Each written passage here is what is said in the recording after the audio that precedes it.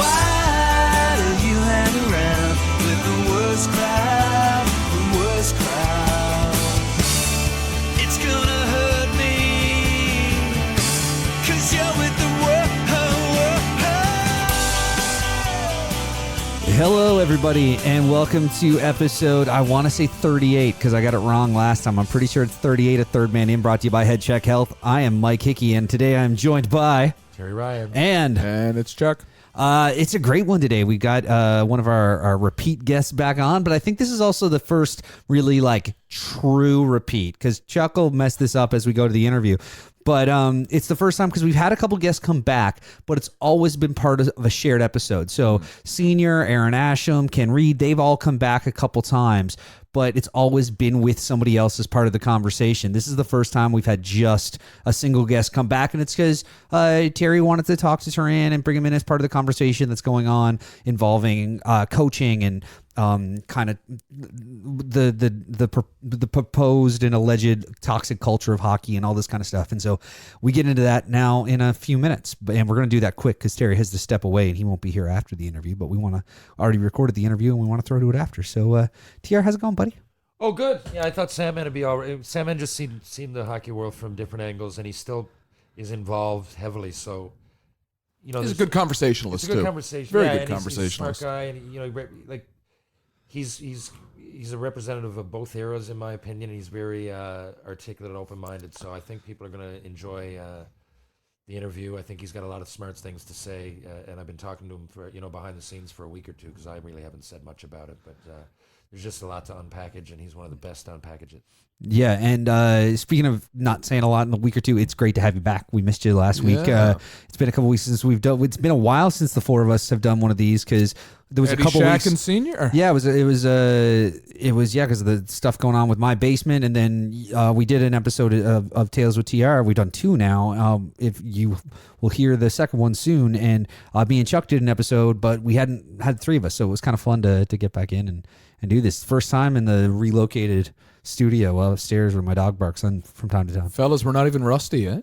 Well, not too bad. How, by the way, how is this going to go? Is this going to be the studio? No, it won't, it's hopefully this will all get straightened out in a few weeks. Not that I don't mind. I'm wondering about your basement. Oh, it's How flooded's Mike's basement? We've got there as I kind of allude to in the interview with Sandman. It's still getting worked out with insurance, and we're getting the quote back from the contractor to get it approved, and then it comes to us and if we're going to just get the contractor to do it or if we're going to try to get a cash settlement and get more work done. So we're still hoping that it's going to get back to normal in the next few weeks, but in the meantime we're here. There's something interesting that catches my eye in this room every time. Before we were rolling, I noticed Mike's Dracula. What is it? Spirits, rum, moonshine. It's a specialty from Transylvania. It's Dracula. It's just grain alcohol that I got. I was in Transylvania in Romania and Transylvania a few years ago. Yeah. Not writing a book about hockey like Dave Bedini. I was just there because I'm a geek and I like horror movies and vampires and stuff. But there was a bottle of Dracula. That is it was just like white liquor. And then I drank it. I immediately went back to my hotel room and had a glass of Dracula and Pepsi. Is Transylvania, do they play that up? You know what? They don't the way you would think. It's not, at least where I was. I was in Brasov, which is a very touristy spot. They've got the big sign up in the hill like Dildo does, or Hollywood is the other place. Dildo first. They've got one of those big signs up there and stuff, and it's very touristy and it's beautiful. I was in the old fortified town. And the old town is very much, literally the old town's cobblestones. There's a long street that's just pedestrian kind of stuff, and they just have chairs and tables out, and different restaurants come out and serve you and all this kind of stuff. Nice. And it's great. And then, but for the most part, until you go to Braun, which is the castle that they kind of play up as Dracula's castle, even though it's not, they play that place up, and around there's a lot of touristy stuff, but it's not as much, because the thing that people kind of forget, there's a really weird disconnect for people in Transylvania, I think, between the whole idea that Dracula is inspired in some part by Vlad Tepes, who was a ruler there and was a violent guy who was known as Vlad the Impaler and all this kind of stuff. And then there's the literary character that people kind of have, idolized in this different way, even though it's a villain.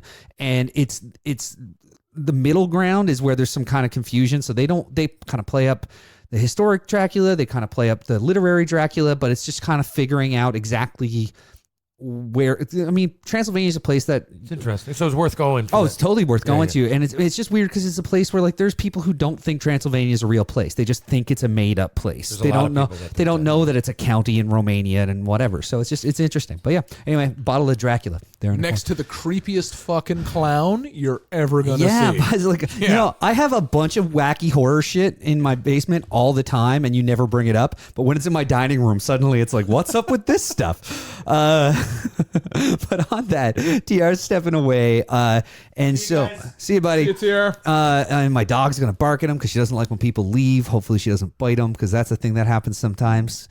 But anyway, there she goes. There's Sam. But anyway, it's a cool spot. Go to Transylvania. But on that, we should actually probably just throw to our interview because we do have TR for that, and that's with Terran Sandwith, where it's not really even so much an interview as much as just a discussion kind of about hockey culture and how it's perceived and what's going on. And we actually get to break some pretty good news to the boys during the interview that they got pretty excited about. So stay tuned for that. Remind me when we come out of that because I wanted to talk about that. All right. Okay. All right. We'll do that. Well, you can just cut this part. All right. But for now, we're going to listen to a word from our sponsor, and we'll be back very shortly with some more Third Man In after we hear from Head Check Health. Concussions are serious business. Concussions and post-concussion syndrome had a huge effect on my career. Whether you're a player, a concerned parent, a coach, a risk manager, or an executive, they're a major area of concern. HeadCheck Health has developed software and services that improve the way concussions are assessed, tracked, and managed at all levels of sport. Their goal is to create a safer environment of play by giving better tools to the individuals responsible for documenting and assessing concussions and providing better data to administrators to make real health and safety improvements. HeadCheck currently works with organizations across the country like the Canadian Junior Hockey League, BC Hockey, Rugby Ontario, the Western Lacrosse Association, and more to advance their concussion management practices. If you're interested in learning more how HeadCheck can help your team or organization, please visit headcheckhealth.com or email info@headcheckhealth.com. That's headcheckhealth.com or info@headcheckhealth.com and tell them TR sent you. Ladies and gentlemen, welcome to the program. The former Tri-City American, Brandon Wheat King, Saskatoon Blade, Hershey Bear, Kansas City Blade, Cape Breton Oiler, Canadian National Teamer, Hamilton Bulldog, Cincinnati Mighty Ducks, St. John's Maple Leaf, Houston Arrow, Belfast Giant, Jokerit Helsinki member, Linz Lion, Los Angeles Blade, and of course, Edmonton Oiler. He is a dubious defenseman, a fantastic friend, a fabulous father, an amazing 8-gamer, a captivating Canadian, an optimistic Ontarian, and an ageless Albertan. He looks better than you, and he was born in 72. Here's a spoiler, he's an ex-Oiler. He's never done meth, and I love him to death. Like I always tell her, he's an ex-NHLer. What do you know? He played 8 games in the show. You want to know the plan? Enter Sandman! Ladies and gentlemen, one of my best friends in the world, Terran Sandwith! Great job, Terry. Wow. That was a good one. That's it, Sandman. I love you, baby. Brother, love you. It's a little over the top, but appreciate it. Love you. And You're here great. I am. You're great.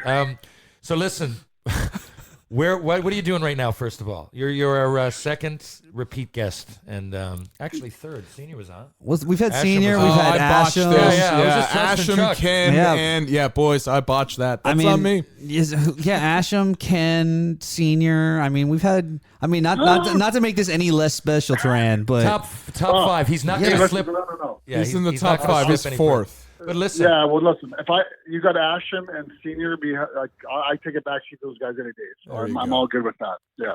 yes, actually, Sandman, you're in fine company. So what are you doing today? Where are you, and what are you doing?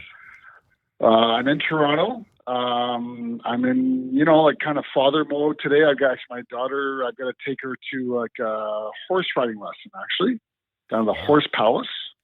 Yeah, she's Horse just, Palace. This sounds like it. Yeah, down the Of skating course, the ground. horses are at Horse Palace. Where else? would Yeah. they be? isn't that where the Grateful Well, Dead used to exactly. play? I was gonna make a dead joke. Now we're going deep. I'll find out when I get there. Laugh. So listen, buddy. Because of all the friction that's going on in the hockey world, Yes. I'll just give you a little bit. I mean, I talked a little bit about it earlier, but first of all, there was some crazy things going on when we played, the coaches and everything else, right? But my point to a lot of people, I haven't really come out publicly because I've been busy fucking trying to find a goddamn job. You know that story. We'll tell that after. Mill Street.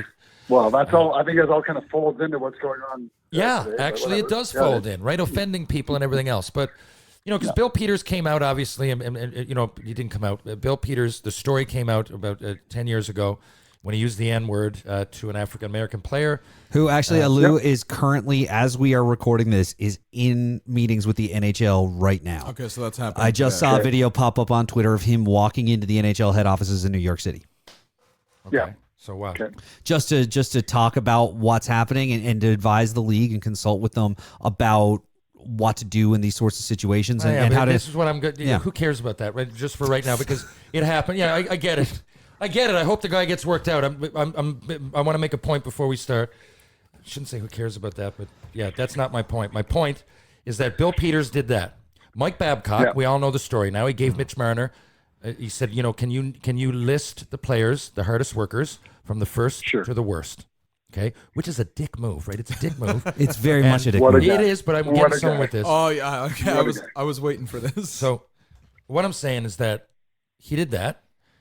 So, and what's even worse, and Marner was a rookie, and Marner and he told everybody in front of the team, which I can't believe, and it reminded me of Michelle Therrien. It reminded me of some stories I've heard about Bob Hartley, Mike Keenan, and so be it. But it's not Bill Peters. Physical. And I want people to know that because right after that, Sandman, first of all, there, people, Dan Carcillo leading the charge, and I get it. I get that Dan's done a lot for hockey, and I get that he's in a bad place, maybe, or he seems like it. I get that Steve Montador, his good buddy, killed himself, and I get that concussions aren't good. I get all of that. But now the brush that he's painting with is that hockey culture is a bad culture. So for me, I don't want Bill Peters, even though Babcock move was a bad one and a stupid one, but it's not criminal, and it's not racism, which is a totally different animal. Michelle Therrien having a smoke with me, or he called me in for a meeting and he had a smoke. He didn't say a word. I didn't say a word. He kicked me the fuck out. That was a dick move. But it was 20 years ago. I have to assume he moved on. I mean, I'm not going to say I loved it. Or, but I don't know. But I'm not knocking, what's his name again? The guy who called out the racism. Akeem Alou. I'm certainly not calling out him. He had to do that. Alou, I wish he did it a long time ago. Right? I'm not. Absolutely. But so now all of a sudden, so when Carcillo and company, right, there are other reporters and everything else that are jumping and saying, well, the hockey culture, and they brought up hazing. So now I'm going, okay, A, Peters isn't Babcock, and B, hazing has nothing to do with the fucking coach. So whatever might have happened, there were some maniacs. One guy that I remember hearing stories about in Victoria, Rhett Tremblay. Now, when we, he was. I played with Rhett in Tri-City. You played with Rhett. He was hard on fucking rookies. I told the story earlier of my other podcast. Actually, I didn't tell it on this. So when I was a rookie in Tri-Cities, Sandman, basically there was 5 rookies, right? And most of us were 16. There was a 17-year-old. They tied our clothes up in a ball, shoved us in the bathroom, naked, obviously, with the lights off. So, we had to find the right clothes and come out. If not, there was a series of punishments. So if I came out with, BJ... Hold on now. What? This is the same thing. Alou has spoken up to this. This is the same thing that happened to him with Steve Down and some other veterans in the OHL. In Windsor. In Windsor, thank you, yeah. It is, but it's not the same. So I just want to get through this story because I'm not... So what I'm saying is that every experience is different, first of all. And there was a lot of, if you want to call them sexual acts or whatever, I don't consider that a sexual act. You had to be naked. It was more embarrassment, right? They wanted us embarrassed and they wanted something funny. So... I'm not sticking up for every single time that this happens either, but there's 2 points I'm making. First of all, we had to come out, and if we didn't have the right clothes on, it'd be a series of, we had to say chug a beer. And if I chugged the beer, then I would have to say my name, address, phone number, all inside of 5 seconds, or else there was another penalty, which might be a fine that went towards a party. And then if we got 3 knocks, we had to go and sing the national anthem at a movie. It ended up being Ace Ventura, which was packed, in drag or whatever it might be, or sing any song. It was meant to kind of embarrass and put you through something. Now, my point outside of that, I really at the time thought that was funny. I really did. I didn't love having my cock in BJ's face. I really didn't, right? Or I didn't like rubbing sweat with Justin Guy in the back. But I didn't see it as a offensive. or I didn't get scarred from it. Maybe somebody would. But again, if and I heard stories about Rhett Tremblay. Let's just say Rhett Tremblay said, well, you got to whack off because it went there. Sometimes these stories go there, right? I would have punched him in the fucking face. Right, and again, Bob Laux didn't know anything about it. Bob McCammon didn't know anything about it. So for Carcillo and everybody else that's doing it, and again, I got nothing against Carcillo. He's doing a lot of good things. But to lump the hazing in with the coaching, and then on top of that, the racism. I just don't. Yeah. Anyway, comment. Let me give it. Okay, I'm just going to give 2 little comments on that, if you don't mind. So I agree with you. And again, this sounds like crazy that people have never played hockey or whatever. And that's totally the agree with it. people that are speaking about it. That's what's bothering me. You've never been in a room. But Sorry, go ahead. listen. We were like young kids at the time. Looking back in perspective, and none of that shit should have went on, and it should go on today. But there's also the level of intent, right? To your point, is that I've seen hazing or was participating in hazing where it was fun. It was not. But there was also guys that were like fucking assholes. Like they were like Rhett Tremblay. I don't know if Rhett Tremblay was. I don't know. I didn't see that. But I don't want to get specific on guys. I've just heard it. Yeah, that were just they were just trying to fucking demean you as a human being, right? And that's shitty stuff. That's not good. Never was good. Never should be good. That stuff shouldn't go on. Okay. The other level is that.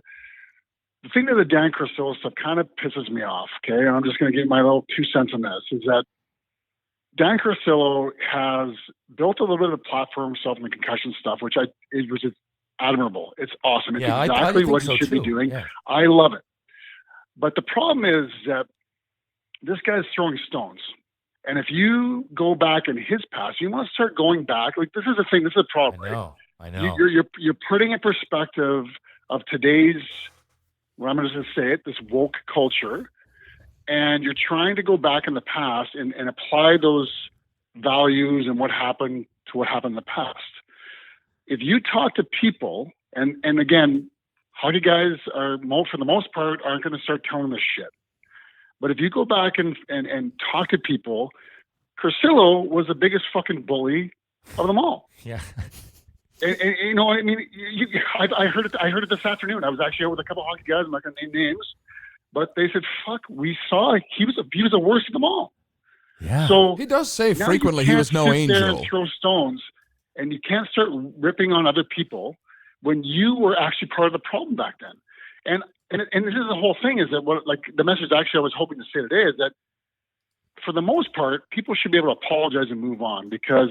It wasn't just, it was a whole culture. It was. And things have moved on. Things have evolved big time. And it wasn't just, it was everywhere. It was like, people knew about Mike Keenan, not just in the hockey world. But what I find on social media and Twitter is all these people have voices that really have never been in a dressing room and they don't even know what it's like. So for me to explain that story I did, it sounds really bad. The example is 100%, but the example is like Patrick O'Sullivan today tweeted out. He goes, I wrote in my book 4 years ago that fucking Crawford kicked me. Yeah. It's been out in the public for a long time. Yeah. You don't have to scratch very far to find out what a big piece of shit Babcock has been for years. And the shit that he's done to guys psychologically. Like, the guy's a piece of shit. Yeah. I'm sorry, I'm going to just come out and say it. And he is one of the evil ones. Like, I mean, there's levels. Like, there's levels of coaches like that were just trying to push buttons. They're trying to do what they're trying to do. Like Michel Turney's another one. He's a piece of shit. Yeah, he was always a piece of shit. We knew he was a piece of shit back then. Everybody knew he was a piece of shit. And he totally picked on you that you were you're one of his and I've been boys. Yeah. But I mean, those kind of guys leveraged on the whole the hockey kind of like mentality back then, which is like, we're just gonna like just soldier on. We're not gonna say shit. But that's not the way things are now. And what I do like about what's happened is that with the Babcock thing, I totally love that because it's like, okay, finally a guy that's, especially in Toronto media, like put on as a god. He comes out and goes in the press conferences every fucking day, looks like a fucking hero. And every one of us know in the background, you're a fucking terrible human being. And now he's getting fucking called out on it. He is, but I don't want him to be lumped in with Peters, though. I don't think it's the same. But what's happening, though? I want to say one thing. I agree with you. I'm telling you, I It's agree with tough you. I to get think for- like the Peters, and again, I don't know Peters very well. I don't Crawford very well, so I can't really speak on it too well. I'm sure those guys have made mistakes that they should apologize for. No fucking question. They did stupid shit. You can't hit a guy, and you can't start doing racist shit. Like, that's full stop. But they should be able to apologize and move on, because I guess there's a different time. my problem is that we're still talking about a very specific part. Like first of all, let's just say, and I'll get to later, the hazing being linked. I really don't understand the link. First of all, what happens, Sandman, when you hit pro? That hazing turns into rookie dinners because you're older. What you got is with hazing, you got to. So a good captain like Darcy Tucker. I mean, who was rookies when he was in Kamloops as captain? Joe McGinley, Shane Doan. Had he been a bad captain and hazed them and made them, they were champions for a reason. They're still bad captains, but like the coach to me never really knew about it, and now I'm getting a little bit away, but you know what I mean as far as the hazing. So now most coaches in junior that I know, like say my coaches, and a couple of them, like Rick Kozubek wasn't exactly easy on me, but I remember it. They're there for a reason, and people in junior are like moving away from home, a lot of them, and they're on the road, and they're going through homesickness. So they might have acne, I don't know. They might be not getting laid. They might have a booze problem young, and they're just finding out. There's all kinds of things, and for the most part, I could call Bob Laux or Rick Kozubek or whoever it might have been, Rick Carrier, and I'd have these conversations. It happened more when I was younger, but I remember them like me really relying on that and really having an outlet. And each of them were known. I mean, Bob Laux is Little Brutus is his nickname. He's a former wrestler. He's a tough motherfucker. But a few times, I mean, I can't remember him doing anything like that. But had he kicked me, I would have said, get the fuck away from me. You know what I mean? Like Babcock was, and I'm getting ahead of myself, but most people involved, the way it's being painted is that the whole culture was like that. But most people were there for a reason, and most of us came up. Now, it was tougher. We all knew that. We all knew stories about Mike Keenan, right? People were coming back to junior, like there wasn't far away. Like Olaf Kolzig, these guys are all telling me about hard coaches in the NHL. So we knew it was there. It was a bit more accepted now. I agree with you 100%. I'm glad that people like Therrien and Babcock are being called out, but I don't consider it the same as using the N-word to a black player in the room. And I wish, because now that's being painted as a picture that all these bad coaches, now they were out there, but I think you could probably find them anywhere. Go ahead, Mike. All I was going to say about this is that what's happened is that Babcock was a shitty coach, and when he got fired, I'd say person. He was a shitty person. Okay, that's shitty person. That's yeah, no, that's that is a clarification we needed to make. But yeah, so Babcock is a shitty person, and when he got fired, all these stories about what a shitty person he was came out because the players that were underneath him were really sick of dealing with it. And then as a result of that, a house of cards started to go where Akeem Alou came out and said, you think Babcock is a shitty person? Well, Bill Peters, who came up under Babcock, this is what he did to me. And then because of that, it set off the house. Like I said, it set off all this other stuff. So now, Mark, there's stories coming out about Mark Crawford kicking Sean Avery. And I mean, in all fairness, if only I had the fucking opportunity to do that, I'd take it too. But the whole point is that, like, you've got Babcock lost his job because the Leafs weren't winning and he wasn't working well within their system. Bill Peter was forced to resign from his job because he said a horrible racist thing and was held accountable for it. There's also found it to be assaulting players physically. And I mean, so there's other things within it. As of right now, the only person that's lost their job as a result of any of this stuff is Bill Peters, which I think is fair because he's the one that really crossed over a line that we want to draw in the sand and say this isn't okay. Everybody else, Mark Crawford being under investigation by the Blackhawks because of all the stories that came out. If they find that there's enough smoke there, yeah, sure. If they feel like they need to fire him, they can. I think if he's done it recently, if he's done it to the current, if the current lineup he's on, hey, did you ever feel threatened by this guy? And I'm sure, and the thing is that if Ron Francis apparently kind of getting looked at in Seattle because of how he handled the Peters stuff in Carolina, and that's okay because that's his job, and how he handled his job is something that it comes back to this whole thing is about abuses of power. And I've only seen the hazing stuff kind of really get brought up as a result of talking about the Sutter brothers and them encouraging. Yeah, that's the difference I wanted to point out earlier. And that's the only time I've seen it. It hasn't been just talking generally about it as part of the culture as much as it is that those particular guys and the particular types of cultures that they cultivate. That's so. What I wanted to bring up was back to I'm going to say his name wrong, and it's not intentional. Is it Akeem Alou? Yeah. Okay. I think so. I hope so. He was part of Windsor. Names before. Yeah. He was part of Windsor, in which the bathroom incident had happened, and he would not take part. He wouldn't partake. He said, "No, I'm not doing that." And then it suggested that the coach gave a practice more or less open season for Steve Downey to cross-check him in the teeth. He was booed at home for many times. To me, that would be the toxic culture, not just the fact that hockey is surrounded by constant toxic culture. I think that's the toxic culture people are targeting here. And the fact that Mike Babcock, it was an open secret among players that aren't named Mike Commodore, that was protected because he was seen as a winner's winner. And, well, you know what? You've got to break eggs to make an omelet. But it's not okay when the eggs you're breaking are people's brain and mental health. Yeah, and it's well, okay, and I agree with you. So I'm just gonna tell you that's exactly. So Mike Commodore has been talking about this for years. Patrick O'Sullivan's put information in a book 4 years ago. Fleury did it on Keenan. About it. Fleury did it on Keenan like 20 years ago. Right. Like, I mean, we've all known this stuff for a long. I guess that's the thing that I kind of have a problem with. It's like, okay, so now we're gonna all jump on the bandwagon because now everybody feels safe. For whatever reason, they can come out and start saying all this stuff. I'm not saying it's not right. You know what I mean? But it's just people. We're now projecting our right. These people wouldn't have had voices years ago. But I think that we have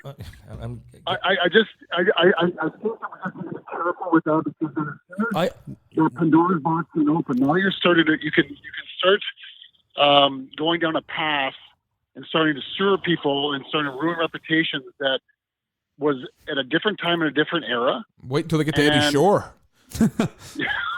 Well, honestly, we were talking about like today. Actually, we're talking about a couple of Scotty guys. Like, well, Scotty Bowman. Maybe we're going back to we had Babcock. Well, Scotty Bowman was here before. Like, I mean, you heard stories about how. Oh yeah, I heard. I mean, again, I don't know how. I don't know if he was like if he did anything like physical. I don't think so. Whatever. I don't even know. I don't even know. But. How far are we going to go back?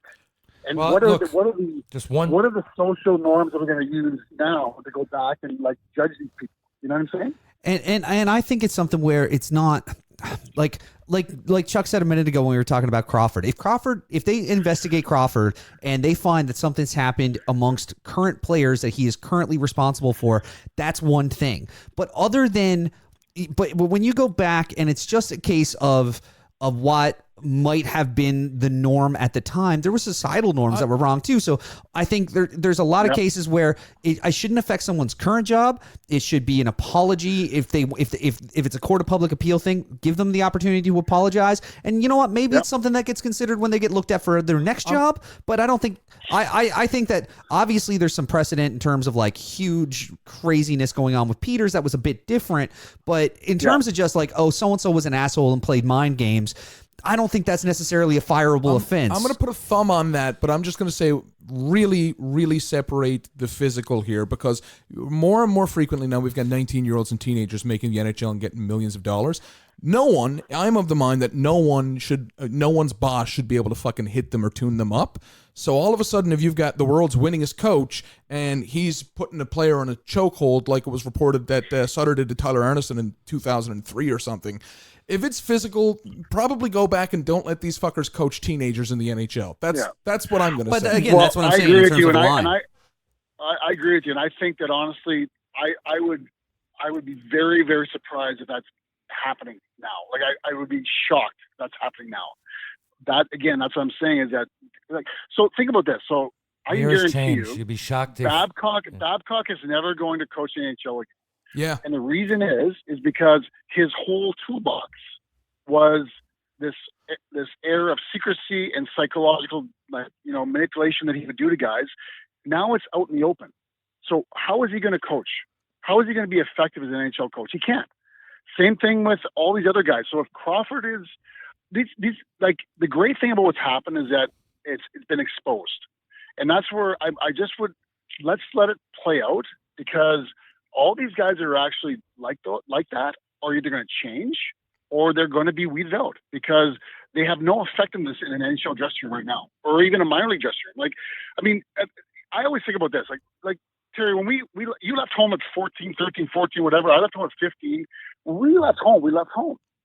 Now, all these players at the junior age level, their parents, how involved? They're almost too involved. Like they're there, and the coaches, like they have to manage the parents. They have to, like, there's no room now where all this abuse could happen. That's the way I feel. I mean, I'm not saying maybe there is, maybe there isn't, but it's a total different era now. I agree with that, And, but there's a lot of things, you can't smoke on a plane anymore. I just think it's in the past, a lot of it. Like, I think he's an asshole. I think he's gone, but like, I don't know how much further you're going to go with it. Like, the Peters thing, I get, it's racism. I get these bad coaches, I totally do. And Scotty Bowman kick guys, I guess. Fucking, Eddie fucking Shack told us. Sure, not Eddie Shack. Eddie Shack is an angel. Eddie Shack went to a game drunk. He told us he drank. Oh, didn't he? I think so. How'd you know what I was going to say? But I was saying. I don't. Yeah. What was I saying again? I don't. I was getting ready. I was getting ready to cut in because I think it's what the point that you were making about Peters and how it's different is like it's kind of like why we are currently in my dining room and can occasionally hear the dog bark is because of the problem in the basement and the way insurance is covering it. Insurance is covering, because it was a major crack in a pipe, they're covering one room and fixing that one room. The rest of the damage that goes throughout the basement, they're saying is a seeping issue that they're not responsible for. And that's kind of the Peters thing.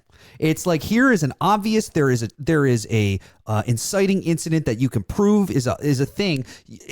Overall behaviors over a number of years isn't what's, we're trying to fix those, but it's not something that you can pinpoint quite the same way as the fault. I'll tell you what my problem is that, let's just say Michel Therrien, he was hard on me. Yeah. I would say he's one of the reasons that, again, I can't make myself say it. I didn't go back to camp. He's one of the reasons I didn't want to go back to camp, but I did that myself. Mm-hmm. Now, obviously he was hard on me, and there's a reason. It was mental. I didn't want to go back, but I fucking didn't like the guy.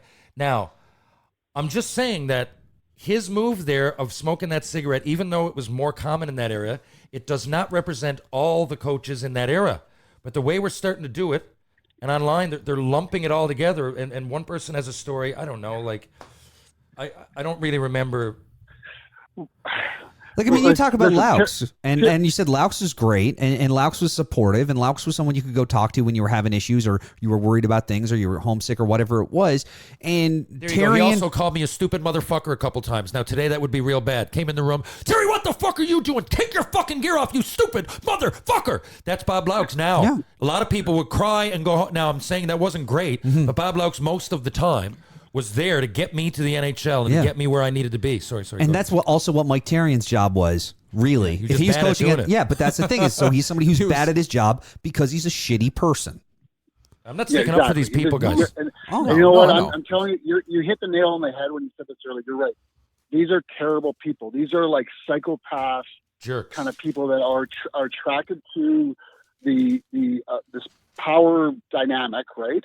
And I would throw Dick Therrien in there as well. I throw Babcock in there as well. There's other coaches that are hard. I would say maybe Bob Laux would be on that side where he's a total hard ass, but he's not a psychopath. But then there's other guys, even back. Like, everybody talks about, like, we're talking about this era like 20 years ago that were 25 years ago. There were a bunch of Neanderthals. Like, listen, we were very aware of like racism and like one of my best coaches was Tom Rennie.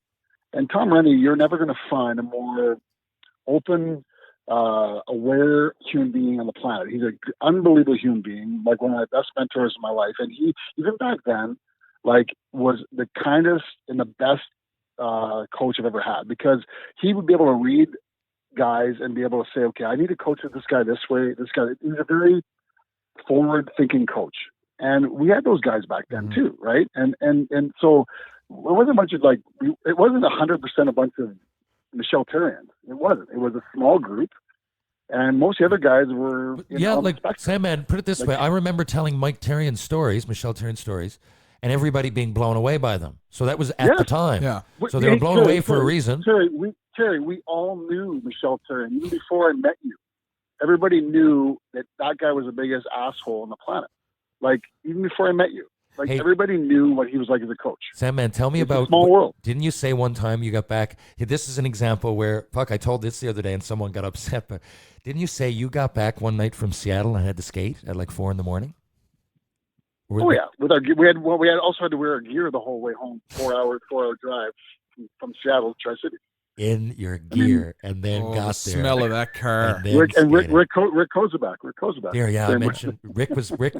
He's one of the guys I had. He was left over. Now, he was one of the guys I'd say like he would do hard shit like that once in a while. But I think it was more because he honestly thought that he had to do that stuff to be an authority once in a while. That was the way it was back then. Think about that's what I was going to get back to earlier. Think about the GMs. Like they're trying. I hear things they're trying to sue Ken Holland too because of the stuff he allowed to go in Detroit. Like the Chelios came out today, right? Like, like now they're going after the GMs and all that kind of stuff. But guys, like you got to remember, like everybody, even today, the pressure these guys are under to win. You know, the coach, the GM, the president, everybody's under the pressure to win. So you can't start going at like a Rick Kozubak who's all he's trying to do is push buttons to try and get us to win. Like we're not living up to our potential. GM, same thing. Like they just want to win. So in Detroit, when Babs is winning 2 cups, like what do you want the GM to 1 do? cup. Like I mean, the owner's coming to him and going like, God, you guys are doing a great job. Like, what's he gonna do? By the way, the coach is a piece of shit. I got to fire him. Like, no, he's not going to say that. I think that's part of what a lot of people are going after as well. How much are they going to protect for the sake of a winning product? You know what I mean? I think that's where this all cycles back to when people are talking about it being a toxic culture. How much are they going to protect for the sake of a winning product? And then you can apply that to the United States football programming in high schools and universities and stuff like that. Okay, well, and let me throw this back at you then. Yeah. Okay, so how about everybody sitting here listening to this podcast, and you live in a corporate culture. You work for some big corporation downtown Toronto or wherever, and how many bad bosses do you have? How many presidents are protecting bad managers because they're making money for them? You know what I mean? Like, let's just stop. This is society. This is not hockey. And that's why I wanted to separate the physical. Like that's why my big thing is like the physical here is really what gets to me, because if you've got a guy who's 100%. Expected to play hockey, and I mean one of them that has been out for a while is he choked a player out in a bar when he found him there in Chicago Blackhawks, I believe the Sutters. And I'm like, well, to me that's the problem here. Like I know the other stuff is obviously a problem, and I'm not going to deny that. But when everyone says, well, hey, hang on, like that's everywhere in society. But yeah, I don't think it should be. And I think if 100%. You're protecting that, and it happens everywhere. Look, every major corporation, I mean, there's been bombshells and stuff going on before. But I think it's a bit naive to say, okay, well, we've got to shield sports from that because this is a winning product. But what I'm saying, what I'm saying to you is, I don't think that's going on today. That stuff does not go on today. I would hope not. I would be absolutely flabbergasted. That's why I cracked the joke about. That's why I made the joke about Eddie Shore. I mean, that was his go-to. Babcock's go-to move was mind games. Shore's go-to move was to act like he was a chiropractor to cripple a guy. Like that was his go-to. Yeah. So are we going to go back 10, 20, 30 years and start placing our moral, compass on the past and suing guys? I don't think we're going to do that. I think the biggest one is like the only ones you're hearing about are people that are still bench bosses that are, you know what I mean? Like that's what I think. I think. But I'm not. So. That's my problem. Is that's not what I'm hearing about. So. Dan Carcillo's lumping. I hate to keep saying that. It's just the biggest because this guy's done a lot good for a lot of people that went through a hard time. But you know what I'm saying? He doesn't even let up. Kelly Chase, but now Kelly Chase is on the other side of the argument. Now I'm in the middle. Kelly, come on, like some of these guys were pricks. I know that. Yeah. Like I can always say about Mike Babcock. Like Mike Babcock is the reason Danny Cleary's a Stanley Cup champ, that he stayed in the NHL. I mean, Cleary was going over. Yeah. So Babcock's now Cleary can handle it because it's water off a duck's back. He don't give a fuck, and maybe that's what Babcock saw and liked. But there are those stories, but we can't just cling to those because for every one of them, there's someone that's so. There's someone that went through a very hard time. But where did I start that? Yeah, you started with you're right in the middle because there was another Yeah. person who was right on. Yeah, the, yes. yeah. Right. So Carcillo, I got you, buddy. thanks, Chuck. He's by lumping it all together, I just because like part of it was like you just said, Rick Kozubek was a good guy, but like he really thought once in a while that I got to come down hard on these guys. He wasn't probably even mad because it was he part of hard what you on were me. supposed to do. Buddy, he was hard on me as well. Jesus, I could tell you stories. Yeah, but And his the other thing, intent, Sam, he man. had no ill intent. No, but it was more. Now I'm not proud that it was part of the culture. I'm just saying at the time, if it was more, if way more acceptable, then more people are going to do it. It's human nature. Now, but not saying it was a good thing. But the other thing, Sam, is that I'm waiting for to come out is that one of these coaches get pissed off because like.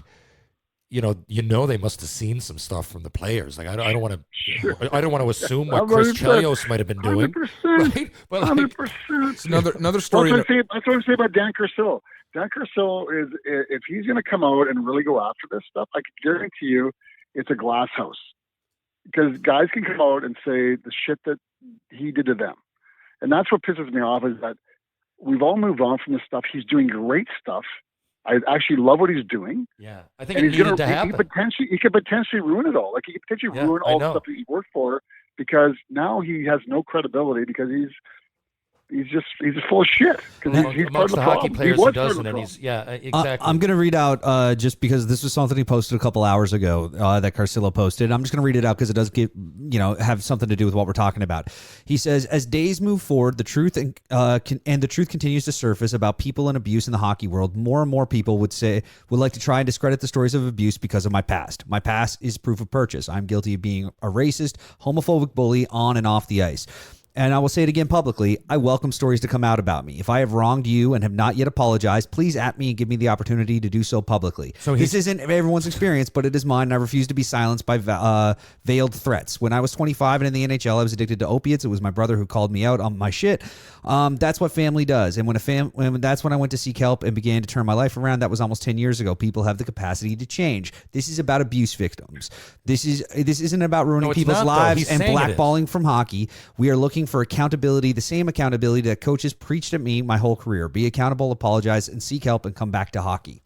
So that was a series of 4 tweets. Fair enough, but he's brought more in. He can say this is about the players specifically that are abused, but it's not because he's already come out and said things that lump everything into one. I agree. These people that are abused, Jesus, they need the kid. Who was the guy? Absolutely. Peters again? Akeem Alou. Alou. Abuse is repeated and it's targeted. He needed to do that. In my opinion, abuse, being hard on a guy, say a bag skate is not abuse. If you go out the night before a game that you have and then the coach skates you for 5 hours, Kelly Rudy told a great story on Hockey Night in Canada. Okay, wait, before you go further. Yeah. Now, 20 years from now, if bag skating is abuse, and it will be, stuff like that, I'm not saying it will be, but something will, right? Now, if that's abuse, what are we all going to do?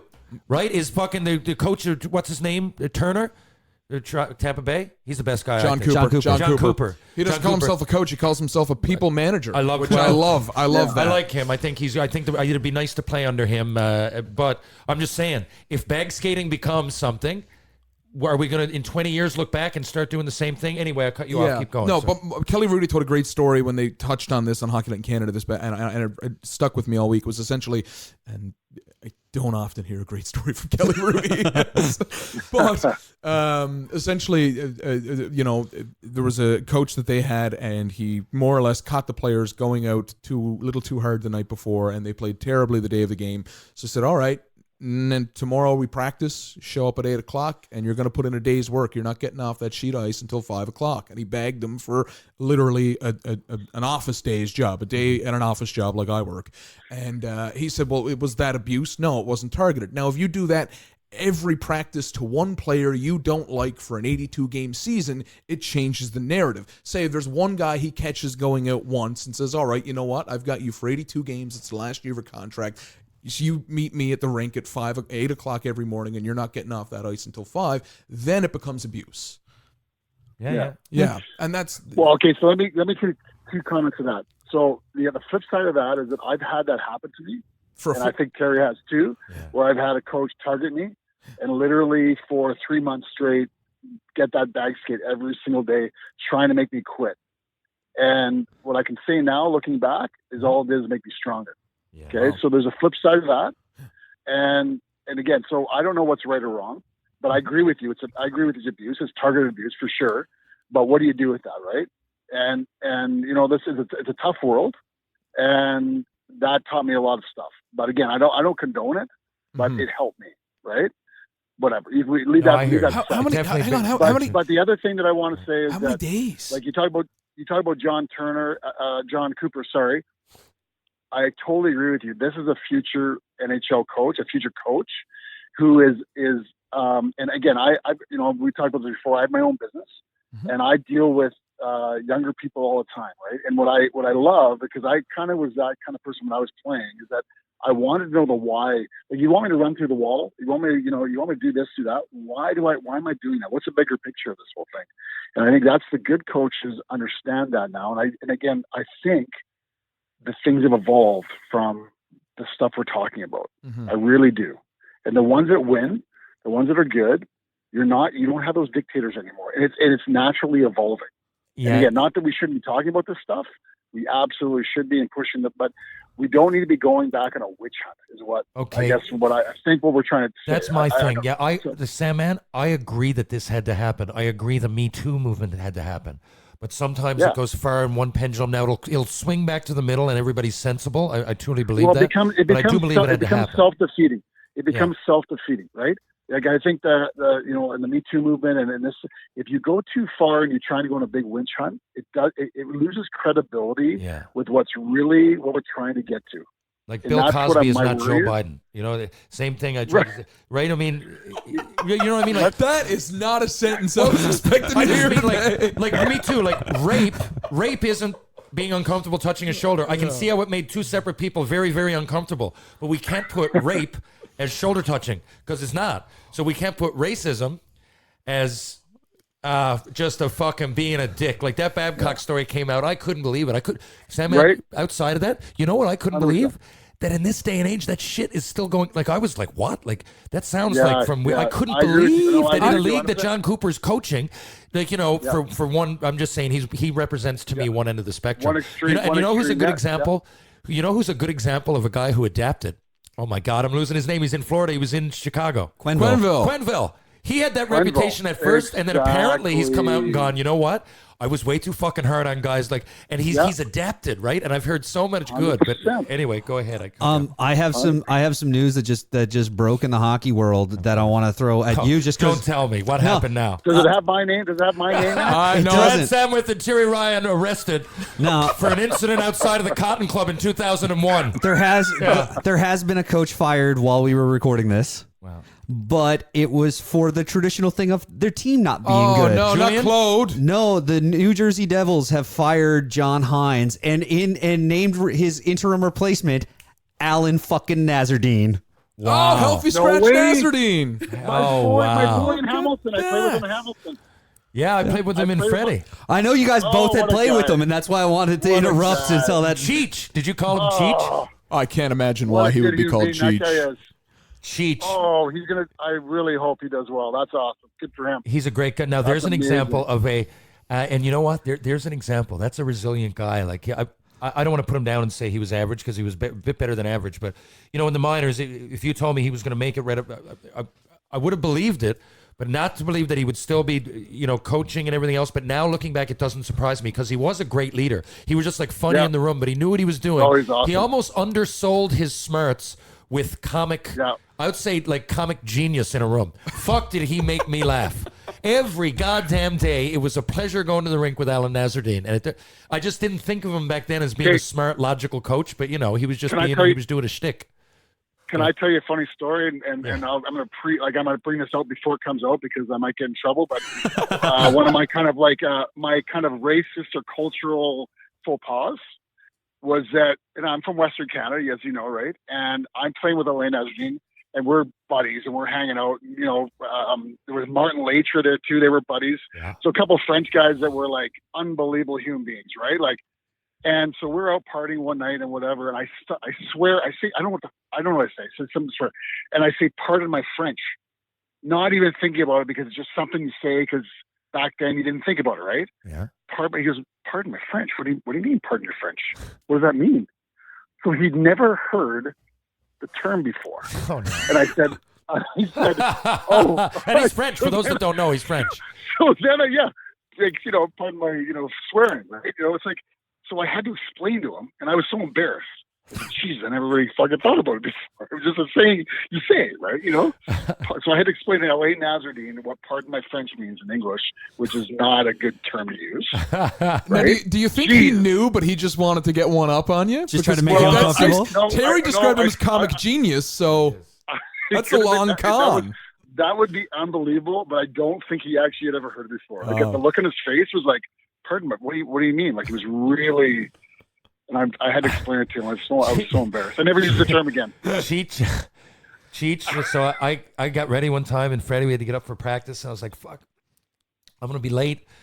And we were out drinking the night before, like everybody. It was one of these like Super Bowl parties or something like that. I don't know. But we still, I don't know if everybody knew we were out. So I was panicking. I was getting ready. I showered early, and I went in my room.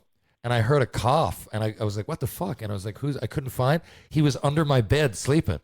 And then, Cheech was under the bed, and I saw his little toes coming out. I looked down, I was like, what the fuck are you doing? He goes, oh, just give me 15 minutes. I said, well, I can't. The practice starts in 20 minutes. He said, I'll take care of it. He was always going to take care of it. He came, I don't know what excuse he gave, showed up halfway through practice. He was asleep under the bed. Good Lord. And now I'm paying him. And he wasn't a drunk either. He was just funny. Like, that was just a situation. We were all out. I have to make sure I frame this the right way because now he's coaching, right?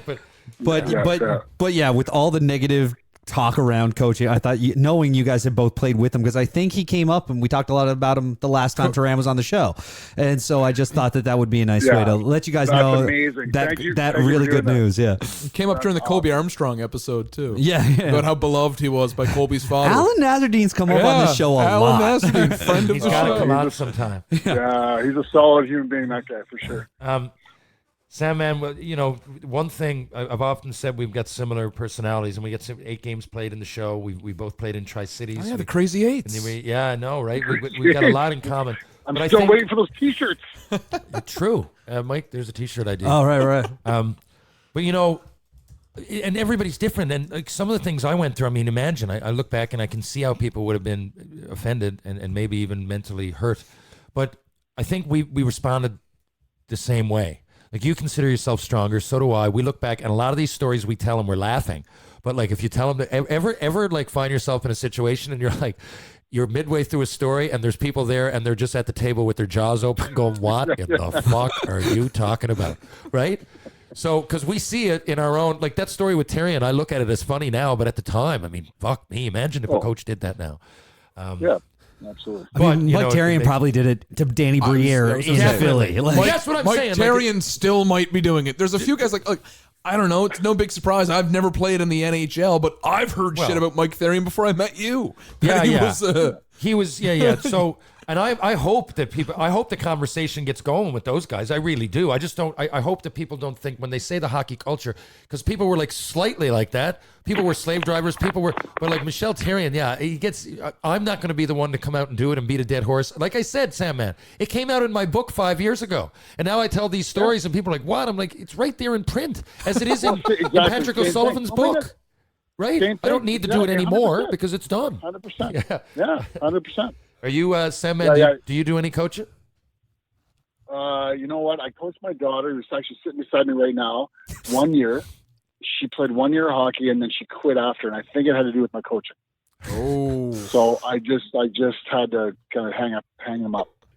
Do you still? I had to hang them up. Do you still play the rec league? She what? Yeah. Well, I'm still doing like a shinny skate. I don't do like men's league stuff because. Yeah, the shinny skate. I mean, the shinny. The shinny. You came out one day. So, guys, I don't know if I got to tell this quick story. So, I told my boys in Toronto this Wednesday night hockey skate, and Terry was moved back for a couple months back to Toronto, whatever. And I'm like, oh, I get so fired up. I said, listen, this is my buddy Terry Ryan. He's going to come out. Is it okay? Because everybody signs up, and you only have so many people. It's like, is it okay if I bring him out? No problem. So it happens to be that 1 week when I'm out of town on business, I'm back out in Edmonton, and he can skate, right? So we're like kind of young in Eglinton, so we're central, we're Toronto kind of stuff. He's living way out in Parkdale, like way on the west end. Yeah, I was He sends way out away. an email, and this is Terry. Like he doesn't give a shit about anything. He's fucking unbelievable. So he sends this fucking email out to the group. Nobody knows who this guy is. Like I've been just pumping his tire or whatever, but they've never met him. They're like, hey, can anybody pick me up at like 7:00 up in like Parkdale Yeah, for this freaking hug? 6 miles away from where you are. Like, not even knowing where to. Like it's just way out of the way for anybody, right? So I think you got a ride. I'm not sure. You I got a did. ride. And then, anyway, I gave put a couple an email books on away and for the I'm ride. like, oh, there goes Terry. I didn't want to know what's going on. So the next week, I go to the skate, and I'm like, well, so how was Terry? And the boys are just like fired up. Like, you won't fucking believe this. Like, this guy shows up. He's got Cooperalls on, and an old Cooperall. He just goes out and he just starts dangling. He's all over the place. And he comes in the room. He's telling stories in the dressing room. We shotgun beers. I'm The like- boys were. Anybody want a beer? I was shotgunning them afterwards. I was selling it after No. goals. And these are all kind of like, like North Toronto, kind of like not uppity guys. They're good guys, but you know what I mean? Like a little corporate kind of thing, a little button down a little bit, right? And it comes in Haven't Terry. seen So I was Cooperalls like, give a before. shit. Yeah. It was like I wish I was there, but I heard the boys. And obviously, the boys love him, right? Like he's welcome back at any time. Maybe Just show up that's, anytime you want. Yeah, maybe that's it. Well, and I was just there, by the way. I was in Elora and Bracebridge. I couldn't get down to see you, Sandman, so I just didn't bother. I went all in. good. I figured, you stay tuned. I sent you a message. I was going, but I was all out in Muskoka. Otherwise, even if I was down for a couple hours, and by the way, I'm reminding you on air that I want to go back in spring. Right? What's that tournament? You want? Yes.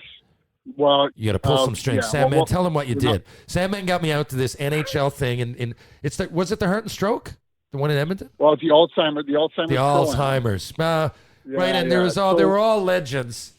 And anyway, I don't know how you did it. You twisted somebody's arm and got me out there. I mean, when I say legends, I mean it was just full of Hall of Famers, and like George Laraque was on like the low end of the games played list, and yeah, it was Ethan Moreau and oh God, Glenn Jason Anderson. Smith. I was going to Paul crack Crowley. a joke that Glenn Anderson was there. He's got, like 15 hundo He crack? was there, and he was hogging the puck.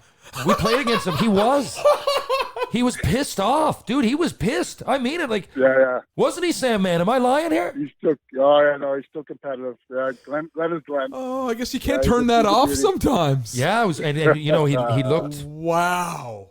He was a great player and everything. I mean, he couldn't skate as fast, but I mean, for a guy that old, Pissed off, though. he was pissed. I'm telling you, a few times. And then I said something on the bench, and one of the guys next to me, the guy, oh my God, the guy with the long hair, he looks like he's a surfer dude. Oh, Mark Galinsky. Yeah. So he started Yes. chirping him, but he's like, Anderson, fuck off. And I thought he was just kidding, because most of these things, people say you're chirping, but you're not. And like, Yeah. and then Anderson came back at him with like a root of the stick in the shin. I was like, gee. Holy. Oh, yeah. Yeah, I this guy, wish I was guy's kidding. never played anywhere. He doesn't give a fuck. And he's fast, and he just dangles. Yeah. Just a bullet, right? He goes right at the legends and try to like put it through their legs and shit. Toe drag on that. Yeah. And then you chirping the whole weekend too when he didn't score or do whatever. I like that. It was good. Oh, I was Banter. chirping him everywhere. But I mean, listen, I'm always I'm a big Terry Ryan promoter, and I wanted to get you out there and meet some of the alumni and meet my boys out in Edmonton. And I'm a huge fan. Obviously, I love you. You're my brother. So we had a great That was a good time. weekend. So I'm hoping. I think I played my cards right, although you never know. I get it my own way a lot. I might have offended somebody that weekend. Glenn Anderson being one. Please, yeah. Well, we know Glenn Anderson right off the bat. No, but really, Sandman, it's great to talk to you. I know you got to go, right? well, yeah, whenever. No, I'm good. Whenever. Okay, well, maybe just a couple more questions. Maybe just a couple more. Make them good. Can we have some good questions finally? Jesus Christ. Well, honestly, one of the only make them good. Fuck.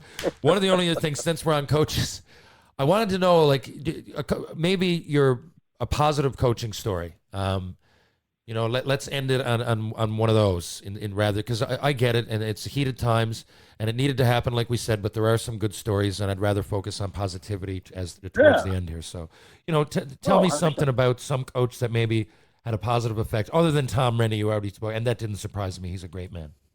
Oh, he's a great man. I mean, that's the most obvious one for me. He changed my whole career. And I'm actually going to, is it okay if I actually give you a timeline story, a specific timeline story? Of course. Yeah, About for how sure. he actually, so I'm going to tell you exactly why I played 8 games in the NHL. Mm-hmm. It all had to do with Tom Rennie. And I was when I got done with Philly, I got drafted by Philly, I played in Hershey, and I was done. My career was over after 3 years, okay? And so that summer, I went and played roller hockey, and I was actually going to go back home to go to the University of Alberta, go play hockey, or go to school, probably. Mm-hmm. And so at in August or whatever, I get this invite to the Canadian national team, which is a full-time team back in the day, right? Yeah. Right, I get this invite. Yeah, so I get this invite. I go there, and I'm literally the last cut on the team. Like, I'm the last guy to make it. And so basically, like, that's how bad it was. Like, that's how my career kind of devolved into that. Like, I had no confidence, nothing. You know what I mean? You were close to being, you were close to having it over before it began. 100%. I could have been playing men's league at 23. Yeah. And so I make the team, and then slowly, like, Tom built my game back up, and Mike Johnson was the assistant coach. Both of them, work with you every day. It was all skill development stuff, right? So I mean, the whole team was, involved in all that kind of stuff, right? And I'll never forget. We were in the Izvestia tournament in Russia halfway through the year, and I'm like, we end up beating the Russians 3-2, and I score a goal, but I don't play. I play like 10 minutes. So I score a goal, things are good, but I'm kind of pissed off that I'm not playing well, or not playing enough, right? So the guys, Tom and Mike, would go around the room and shake everybody's hand, good job, and they could tell I wasn't happy. Okay. So the next day they did a lot of one-on-ones. Again, this is how good a coach he was. Is that they'd have these one-on-one meetings and they would talk to you, right? So he goes, Terran, okay, listen, here's the deal. If you want to play in the NHL, yes. If you play in the NHL, are you going to be playing on the power play? Like, you're going to play like 25 minutes a game? Is that what you think is going to happen for you to make the NHL? I'm like, no. I love that. I love this already. You know what I mean? The story could end right here, and I love it. Right? But keep going. So he just starts breaking it down. Like, okay, well, Trent, what you need to focus on is being the best penalty killer and being the best stay-at-home defenseman, because that's the only way you're going to make it, right? Do you argue with me? No. That's exactly right? Do you know what I mean? Like, know your role. He kind of put it in your court to say, like, made you realize, instead of me thinking like, shit, I got to play a whole bunch of minutes in the minors or on the Canadian national team in order to play 10 minutes in the NHL. You know what I mean? Like, It doesn't work that way. So that was a huge turning point for me mentally. And it changed the way I thought about everything. It was just a subtle little thing that he did. And I mean, he was unbelievable in many, many, many other ways, for sure. So when I signed, at the end of the year, I signed with the Oilers. Mm-hmm. And the reason why I signed with the Oilers is because of Lauren Mulliken, who was my Saskatoon coach, whatever. So again, these connections you're making. I go down the minors. I play my 8 games in NHL, and I wrote Tom a letter. Like, I wrote him a letter. And I said, Tom, like, it's been a long road. Like, I'm freaking 25. Played my games in NHL, and I owe you a huge debt of gratitude. And he wrote me I got this letter still. I have a letter from Tom Rennie back saying, like, just saying, it's all you, it's obviously self-deprecating and all that kind of stuff. But I mean, the guy was a huge, amazing human being. Wow, like, and we're that's friends to something. this day. That's Like, a great we're friends to story. this day. And every time I see him, he's an unbelievable, and he was way ahead of his time. Way ahead. Way ahead of his time, for sure. But just a great man, and, a great representative of hockey. And I'm glad he's head of, like Hockey Canada and all the stuff he's doing now. Like, it's amazing, right? Like, he's the best guy to be a part of this, especially the time we're going through, because he gets it. Well, he got it back then, which not a lot of. I mean, it was one of the points. Like, not everybody did get it then. He was probably in the minority, but at least because he was very similar to Cooper in the way. Like, I remember, I didn't even have him, man. I met him though when I went out west.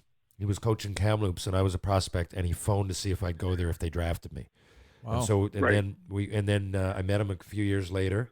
He just seems so outgoing and easy to talk to, and then people that played for him, including you, have echoed those And sentiments. he treats, like, I saw him, 10, 15, 20 years later or whatever, and he treats every guy, like, he even says to me, he goes, I miss those days.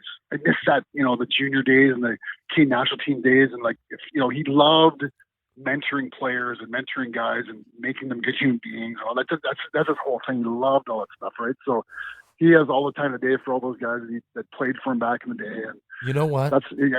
he misses that. Sandman, that's a great story, and I think you just hit the nail on the head. Like, some coaches coach to make you a better person, and some coaches want to win the game, right? Yeah.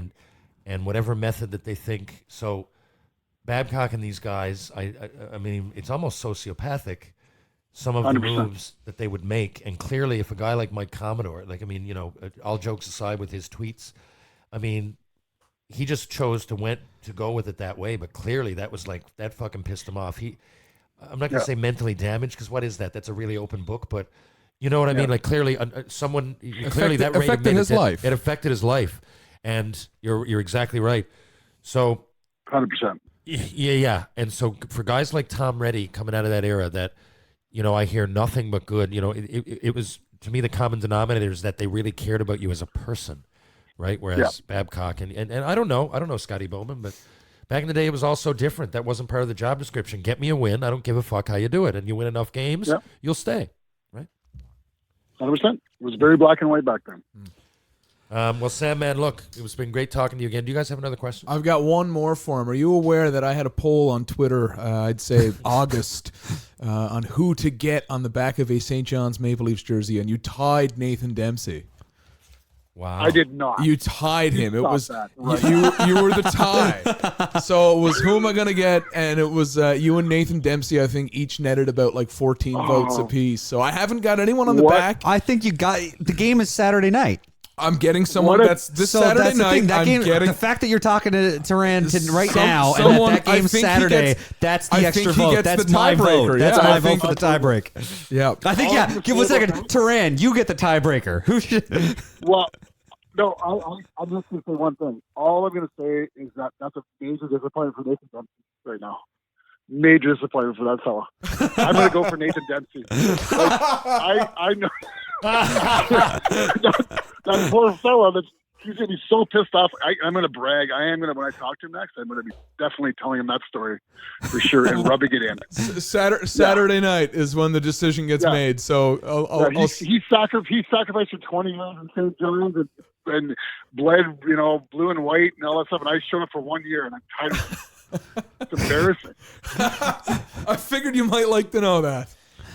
Oh, that's fantastic. No, I even with I don't even think Terran's vote should count. I think you should just get Dems. Or I think you should get Sandwith. I think you got to. I'm voting for Denver.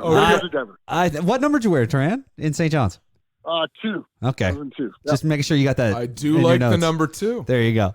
Stay at home D-man. Yeah. And no double digits and no 2 numbers the same. Number You're 2 talking is my language, man. Number 2 is solid. Yeah. Which is my favorite subtle poop joke. There we go. Oh, we're getting brown here. But Terran, thanks so much, man, for coming on. It's always great to have you, and hopefully we'll get you back soon. Thank you, Terran. All right. Thanks, Sam, man. Well articulated, and the conversation goes on, and you did nothing but add to it, man, in a good way. Thank you very much for coming on, and we'll talk to you soon. Anytime, brother. Okay, take care of yourselves.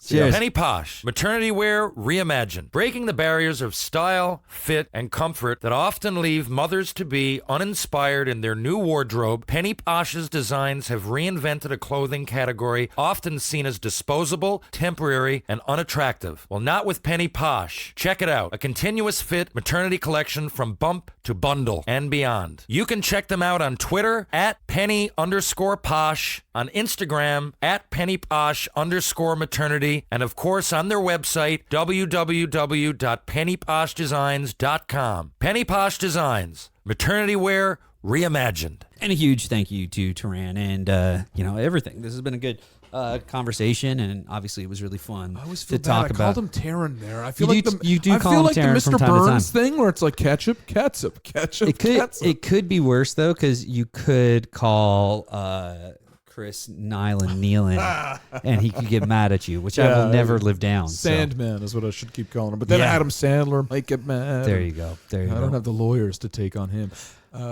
In the middle of that interview, it's very, very hard. You mentioned that John Hines, head coach of the New Jersey so nice Devils. when a coach gets fired for just the Being team bad losing. at his job. Yeah. Well, Well, I mean, it's often bad at their job. That's kind of the conversation we were having. But it's like just when it's the team losing and it's just that. It's like, I that's think good. that's what Babcock got fired. I mean, I think that was No, you know what? I don't think it was, because as much as it was, I think it was one of those things that Babcock got fired because they kept losing, Yeah. but they kept losing because they were. And I don't think that's Jersey's the tanking same. it. I think they're just a. I don't think that's the same case with Hines. Anyway, it was very difficult. Anytime I've seen there's a St. John's musician who's based out of somewhere in Ontario right now, John David Hines. So anytime I see John Hines on Twitter, I think it's the musician, and it's like John Hines gives the New Jersey lines, and I'm always like, hey, like I've never adapted to John Hines, the hockey coach. It's always been the guy I've seen play at the Ship. Oh yeah. Yeah, that's anyway. I was about to spin that off by while Terran was on the air, and I was like, no, I can hang on to this one. Yeah, no, it's an interesting one. And again, it's just, it's unfortunate that Jersey's losing the way they are. They're not having the season they wanted, and the Hall is likely going to go. That's any minute now, this right? This is the two things that kind of came in that I wanted to touch on today. And it's too bad TR had to. He's gone there now. The one is the Montreal Canadiens, and everyone's saying, well, what's wrong with the Montreal Canadiens? What's happening with the Montreal Canadiens? And everybody wants somebody either fired. I've read a lot about Marc Bergevin. I've read a lot about people who want Claude Julien fired. And I don't think the case is there to fire either. A lot of people say, well, you know, we've lost. It's 8 in a row when we're recording this. They're playing tonight, so I don't want to give a number. We've been on a losing streak for a long time now. Something's got to give.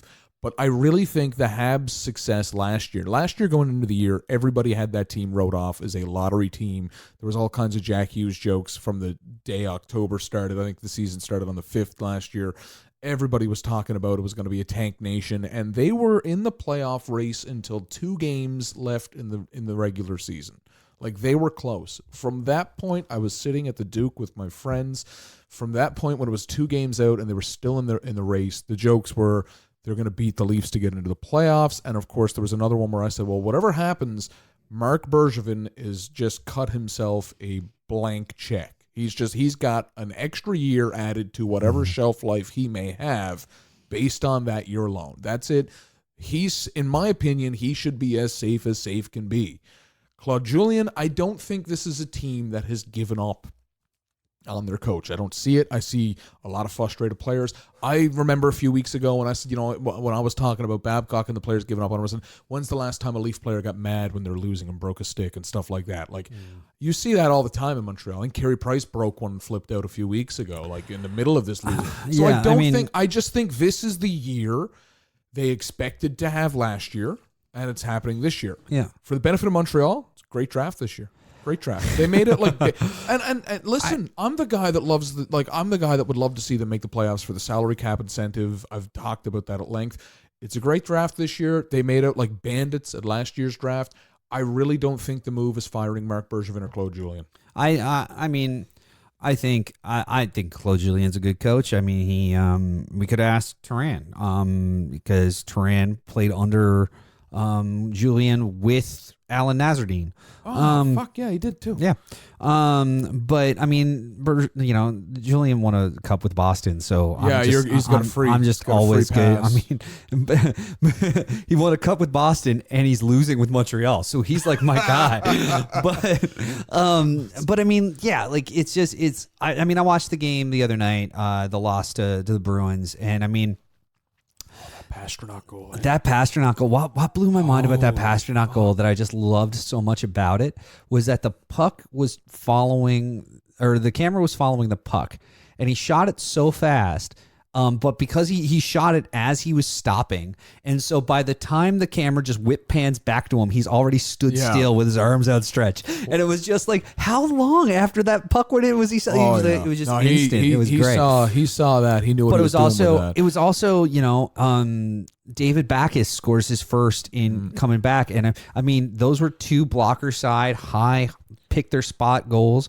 And DeBrusk off his ass was just another that was just, and that was the 3-1 game. And it was late to lose a game, but I mean, I saw Julian in the presser after, and he was saying, like, you know what? There's things for our team that are positives to take away from this, even though we lost. And no one likes, the fans want the win, and that's what we need to give the I fans. saw a lot of people giving him shit for that on Twitter. But they're right. It's like, yeah. there's positives to take from that because, I mean, yeah, they fell up, like, it might sound however you want to take it coming from me, but the Boston Bruins are, in my opinion, right now, the best team in hockey. I would agree. I would easily agree on that. They're just. I've watched them in 2 games this weekend, Friday afternoon, and I watched them Sunday night. In those 2 games, they battled back late in the game to just go, no, we're not losing. We just refuse to. They're on a warpath. So Pasternak is on pace for like 75 goals. Yeah, Like, here's so it's just cracked. Forever, once again, this is my announcement that I am a self-confessed Sidney Crosby stan. Forever, I thought the pace and the Sidney Crosby's concussion-shortened season in 2010, 2011, I thought we would never see an onslaught of scoring like that. In 41 games, he put up 32 and 34 for 66 points. Pasternak might beat that. We're getting very close. Pasternak right now is what? He's at 27 games, 25 and 17. Yeah, he's at Yager. Yeah. In terms of like the last time a player had as many goals in as few games. Yeah, like he's I don't know if he's gonna get the bump and do 50 and 50. I don't think he's gonna quite hit there. But I'd like to see him score 70. I'd love to see. I just love to see someone run away like that. When's the last time we had a 70 goal score? Did Ovi get 70 once? Ovi got 70 a good while ago, I think. I think it's almost like 15 years ago. Which is scary to think that Ovi was back in the NHL 15 years ago. But this is the world we live in, folks. Alex Ovechkin got Alex Ovechkin, his highest goal total was in 07-08 he got 65. Okay, yeah, 60. Yeah, we haven't had a 70 goal scorer since the 90s. I don't know. Yeah, so it's been about roughly 30. I'd like to see it again because everyone, the whole we got to make the nets bigger, goal scoring is down, and all that. Players will adapt. Yeah. Players will adapt, and that's I think with like the fact. Look, Carey Price, arguably the best goalie in I'd say the last. It's quite arguable at this point. Well, hey, he's having a hard year. No, but that's I mean, like that's the thing. He's not. I would say that Carey Price has been at times the best goalie in the world. Yeah, it has not been in the last this year, in the last 2 weeks. You average out his career right now. He's probably the best goalie that we've seen in a long time. Probably since Brodeur. But then that's That's almost so much of a different game that it's a different sport when Brodeur was tearing it up because the neutral zone trap is not a thing anymore. But anyway, you see it. The goal scorers will learn to adapt. You look at that shot Pasternak had. Oh yeah, and if I'd love to get the view of what he was seeing compared to what we're watching at home. Like I'd love to be able to see that because Price was so far out of his net. He was taking up so much room as possible. It looked like Pasternak had like a friggin' 3-inch window to hit, and he didn't just hit it; he rockets it. Yeah. Really, as much as I hate to see the Bruins succeed, really fun to watch, and I watch a lot of it this year. And those new jerseys are beautiful too, eh? I very much enjoy them. I was saying though, one thing I would like, because I loved the Winter Classic jerseys last year. Yeah. Absolutely loved them. One thing I would have liked to see with this one, and I'm sure it'll come up as an alt, is the way they've just been doing the big block serif B. One thing I'd love to do is see the old early 90s version. That's the spoked B, but it's the inverted, so it's the yellow, because that's what they had on their black jerseys. Winter Classic, wasn't it? No, they've never done it. No, I'm talking like the Neely Bork era, like just plain old black jerseys, but it was the same B that they had on their white jerseys, which is kind of the basis for what they've had. But back then, they actually just had a yellow B with black spokes and a yellow ring. I wouldn't mind seeing that on that jersey. I think it'll look cool. One thing that I will mention, just in case, is because Chuck keeps pointing out all the horror-related stuff in the dining room. Up there on the shelf, you can see there's an Ice Caps puck. Oh, yeah. Caught that puck. There was no kids sitting around me. Okay, good. There was no kids sitting around me, so I kept it. But also, Dave Pasternak played in that game. That was there was a puck that went over the glass in the Bruins were playing. Providence was playing the St. John's Ice Caps back circa like Jets era Ice Caps, and Pasternak played with them that year. He did 25 games, and that was one of them. So I saw him as like a rookie, like young kid. So that would have been a lockout shortened season. No, it was 14-15. Oh, gotcha. Yeah, the year after. Yeah, it was 14-15. He did 25 games in and then Providence, came back 15 in Boston, or 46 in Boston, I should say. Yeah, so he still did more of a season up there. But yeah, I got to see him play in that game, and yeah, wow. Wow, yeah. And I often joke that I saved Maria's life because the puck, it was like the most floater puck. It was brutal, dude, but I still caught it before it hit. Hey, I was at a game in the St. John's Ice Caps Jets era where Paul Postma, defenseman with a pretty big cannon, he shot it it was supposed to be a zone, hard zone dump in, and it missed the netting. I had season seats behind that netting, but it missed the netting. And I just saw it coming. And they say that sometimes you freeze.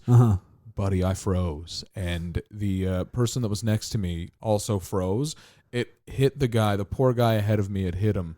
And he was fine after, but what a crack it gave him. And it was the two of us sitting there, and we both froze, and I felt bad about it ever since. I could have put my hand in the way and probably broke my hand. Oh yeah. What a knock it gave, buddy. Oh, that's brutal. Yeah, and that's why you should always pay attention, kids. Yeah. I saw the wind up, the crack of the stick, and I was like, that's coming right for, and it was like, oh, dude. Yeah.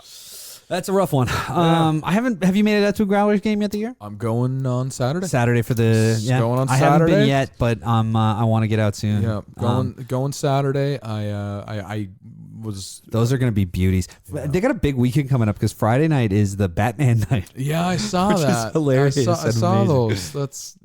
I think that would be distracting to watch. I don't know.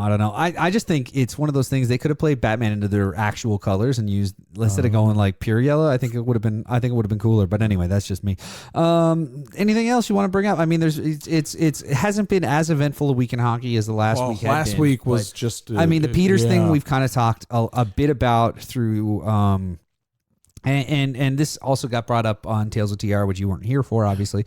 And I was just a point of clarification that it was not a firing. He resigned, and he resigned, and it was because legalese, and it was because setting precedent by having a coach fired for something that happened off the ice.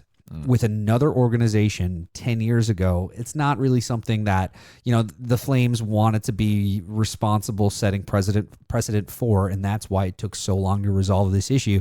But I mean, Peters acknowledged that he actually said what he said. He's acknowledged a few things, and so he kind of took it on to go, okay, no, I will accept that the way for me this to move forward is for me to resign. And I kind of. You kind of got to at least take that as whatever you want to take that as. I think a lot of it was legalese. I think a lot of it was. Yeah, but I mean, it's one of those things that even legalese, it still comes down to you resign. It's like, no, you fire me. Yeah. It's like, he could have put his foot down and been stubborn about it. I think. Good on him for not. But I mean, still, also don't say horrible things. Well, exactly. Well, a lot of that. And I mean. The whole thing's a mess, and we talked about it a lot with TR and Terran. I don't want to go too back into it. Well, you can hear it in the interview, but I bring up a few times the Windsor Spitfires situation with that team, and there was a great write-up about it about 5 years ago on Sportsnet, and I'll try to tweet it out when this episode airs so you could read about it. And honestly, I remember reading that at the time, really just emphasis got put on that, and it kind of brought me back to that when I was hearing about all these allegations with Bill Peters and stuff like that. So yeah, I will try to dig that one up. It's probably from about 2014, maybe even earlier, maybe 2012 or something, but I'll dig that up. All right, you do that. In the meantime, is there anything else you wanted to Taylor Hall trade situation? Taylor Hall trade, I think it's going to happen. I mean, he's contract year, right? It's contract year. There's a lot of things going on. I think because his agent, his hard line said, yeah, we're not talking to anybody. Yeah. Period. There's a couple of teams that are going to go all in and say, all right, well, I think the return's probably going to be lower. They're going to try to drum up an auction circle here, but I think the return might be a little lower than what a star like Taylor Hall would usually net. I could see, and if it happens soon, I could. Usually, Ned, you mean Adam Larson? Well, you know what? I can see if it happens. Speaking of setting precedent, that's what you can get for Taylor Hall. Yeah. Adam fucking Larson. Well, you know what? I can see a 1-for-1 coming. I can see a 1-for-1 coming. I can see Kyle Turris. If things keep going in Nashville, I could see. And Turris got termed. Nashville. I could. Colorado's another team that I think Colorado. They're gonna drum up. They're just gonna circle the wagons. I've heard 4 teams. I've heard Colorado. Is it 4? Yeah, Colorado, Nashville, everyone wants Edmonton. Oilers, Habs. Those are the 4 that I've heard. I think and somehow I have 5 fingers held out. I don't know where that happened. I think the Habs are gonna. That's not gonna happen because once again, what do they have? It's not even what that they have, because if I think everything gets cooled down when we are 110% not negotiating a contract until the free agency period. So here's my thing. I think that everything just got cooled down an hour ago, because I think what happened is Taylor Hall was part of the market. It was going to be a whole thing. As of I think it was this morning, they had bumped him down to the 3rd line when they were running practice. And you can be said that is because it's so public that he wants out, or it could be whatever. It could just be moving around things. It could be, it could be. One of his quotes were like, "I have nothing more to say," But I mean, it's it is what it is, and I think that the coaching change. I mean, the trade deadline is 2.5 months away, so I think a coaching change just bought him at least another month in Jersey. Yeah, could be. I mean, and he might go up to the deadline again. He might. One thing that he never really got over getting traded out of Edmonton, eh? Like, even up last year, he'd be talking about it, and he'd bring it up to reporters and stuff. So maybe he's going to go back there. Maybe that's why he's not negotiating a deal. Maybe he's waiting until July 1 to say, like, I want to go back. I want take me back. It'd be really funny to see if, he does wind up going back to Edmonton, and God knows what Edmonton will move to get him back. Well, maybe that's the one little, 100%, 110% not negotiating a deal during the season. Maybe there's an asterisk there for Taylor Hall if this is well of Edmonton. I was just going to say, but if he winds up back in Edmonton, maybe he then he gets to negotiate, and then he gets an extension right away. But the other thing is, right now, to be 100, they don't need him. No, that's what I'm saying. Is if you're the Edmonton Oilers, as much as it'd be nice to have them, because I mean, it's like, oh no, I have too many $100 bills in my pocket. What am I gonna do with all these? It's an embarrassment of riches, and they deserve it though. They've had a hard 15 years, man. They got to a cup final in that time. That's not 15 years ago, is it? That was 13 years ago. Cup final, 2006. Oh yeah, okay. Fuck. It was 13 years ago. Jesus, it feels like dog years for Edmonton. So in that regard, would you rather see him go to Edmonton or Toronto? I don't think he fits. Who's had a harder time? I don't think he fits in Toronto. Here's the thing. That's the question: is does he fit anywhere? That's the thing. Is he somebody? I mean, isn't Taylor Hall's whole kind of MO at this point? I think he fits Colorado. I think he fits the top guy on a shitty team. And this is the thing. I think that Taylor Hall is a star and he's not a superstar. I think that's as simple as that. Maybe he misses Edmonton because he had no other choice but to be the superstar there. And I think the idea of getting back there without that same sort of pressure. Yeah, well, to go back and be a fan favorite and not be the golden boy. I have a handful of places I can see him fitting in. Yeah. I think his summer is going to be. If Edmonton doesn't want him, he's going to do the bidding war. He's going to do honestly, he might be a guy that signs a contract in Florida. He might be. I mean, that's the thing is, I think is Hall arguably the top guy in this? Oh, definitely, in this market, heads and tails. Yeah. So I mean, there's a couple. I think a trading partner for a hockey trade would be Nashville. I can see a Kyle Turris for Taylor Hall and something. I just don't want that. I just went through that whole thing where I kind of liked Nashville and thought they were a plucky young team that I kind of dug what they were doing, and then they got Matt Duchene, and I'm like, they could die in a fire. They've got both Turris and Duchene now, don't they? Yeah. Oh wow, that's funny. And Matt Duchene, who if you're new listening to the show, I hate, and it's not even just because he's the reason we have offside review. It's not even that. I just have so many reasons I just hate Matt Duchene, and one of them is that new organic mattress video that he's done. I've never seen that. Did he ever steal? Did he ever steal your meal at McDonald's? When they used to lay the trays up. He might have. There's a And we'll say Matt Duchene would. an Atlantic Canadian celebrity in a huge 70s can rock band did that to my friend once.